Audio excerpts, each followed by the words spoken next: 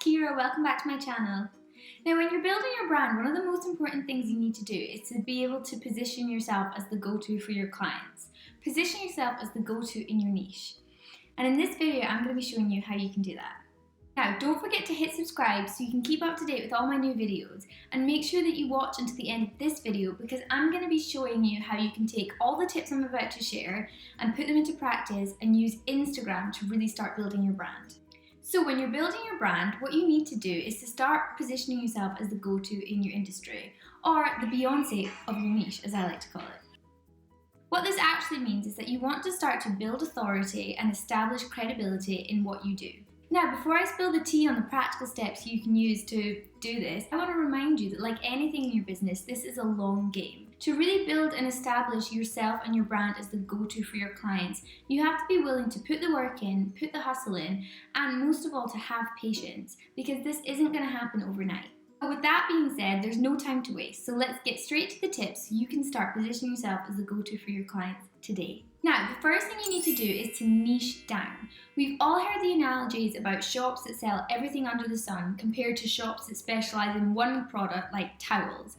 And this same analogy is applicable to you and your brand. Only by niching down can you hone a distilled, clarified brand identity that's going to position yourself as the go-to for your clients.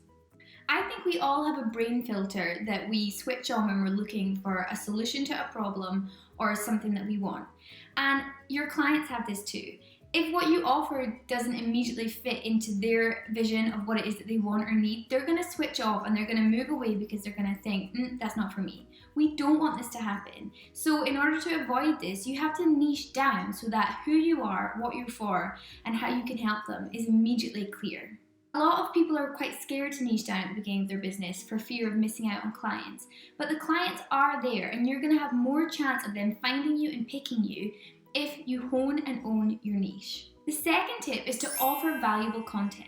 When you're trying to position yourself as the go-to and to really build authority, a very key and simple way to do this is to offer free, valuable content to your audience. So for example, if you share tips on website design on your Instagram, YouTube channel, podcast, a blog, you're going to start to slowly build an online portfolio of your expertise. This means that when potential clients find you, they're going to know that you know what you're talking about, you know what you're doing, and that you're not afraid to put that knowledge out there. This is the most effective way of building that authority and also for hitting the know, like, and trust boxes. Your clients will feel that they know a little bit more about you, your methods, your expertise, your personality, and they'll know that you're the one that they need when they're looking for the service or product that you're offering. The third tip is to show up consistently, and this is probably the most important tip of all. Once you've honed your niche and you've identified what you can be offering as valuable content, you need to do the one thing that most people struggle with, and that is you need to be consistent. I said at the beginning that this is a long game, and what that means is that you need to be willing to show up consistently with your content and your profile. Imagine, it's kind of like grains of sand. You need a whole big pile of sand before you can start building a sandcastle. It's the same thing with when you're trying to build authority and position yourself as the go-to. You need to be putting out a lot of content for it to start stacking up and counting for your clients. By being consistent, your audience will learn to rely on you, they'll learn to know what to expect from you, and you'll really start to be able to position yourself as the go-to in your industry. So there's 3 tips for how you can start positioning yourself as the go-to for your clients. And now, let's talk about how you can do this on Instagram. First of all, let's remember why Instagram is actually such a powerful tool to use in our businesses. For starters, there's the 1.2 billion people that use it. For me, I also think its power lies in how social it is. It really allows you to get close to your potential clients, to build connections, and to really foster relationships. And if used right, can really help you hit the know, like, and trust boxes quickly. You can build a loyal audience of people that show up for you in the same way that you show up for them. And you can have clients find you through Instagram. Now, you might think that last part about using Instagram to find clients is some sort of elusive myth, but I promise you it's true. All of my clients have found me through Instagram. How? Because I use my Instagram to position myself as the go-to in my niche. One of my clients recently told me that she first found me on Instagram, explored my feed and looked at the content I was sharing, and then thought to herself, I need her. We want your clients to think the same. So I'm going to share the things that I do with my Instagram that's really helped me begin to position myself as the go-to in my niche. Here's what I do. Number one is I have a really defined Instagram bio statement that says exactly who I'm for, what I do, and how I help them get where they want to be.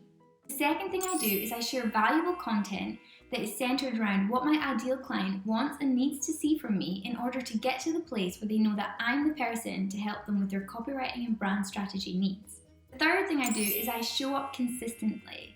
I try to batch create all of my content and I schedule it so that I don't miss a day or a week. This is really key because your clients start to build connection with you and they start to rely on you. The fourth thing I do is that I really try to use Instagram in the way it's intended to be used, which is to be a social media platform. So I engage with my audience. Don't forget that this is a key point to leveraging Instagram for your business. You need to show up for your audience and for your potential clients in the same way that you want them to show up for you. So this means liking people's photos, commenting on them, replying to comments on your photos, sending people DMs, connecting to people, reaching out to people, being social with people. I try to foster real connections, not just so that my clients can find me, but also because I think that when you're doing an online business, it can be quite lonely and it's nice to have that sort of support network that Instagram allows you to have. And I know you might think, yeah, great, but whenever I post things on Instagram about my business, I hear crickets. Well, tune in next week because I'll be sharing the 3 mistakes that you're likely making in your Instagram captions that's stopping you from using it to build the brand of your dreams. Hit subscribe and click the bell to get notified as soon as it drops. Plus, next week I'm going to be giving you a very special new freebie that's going to help you use Instagram to its highest potential. Don't forget to like, dislike, or comment below if you found this video useful. Follow along with me on Instagram, and I'll see you next week.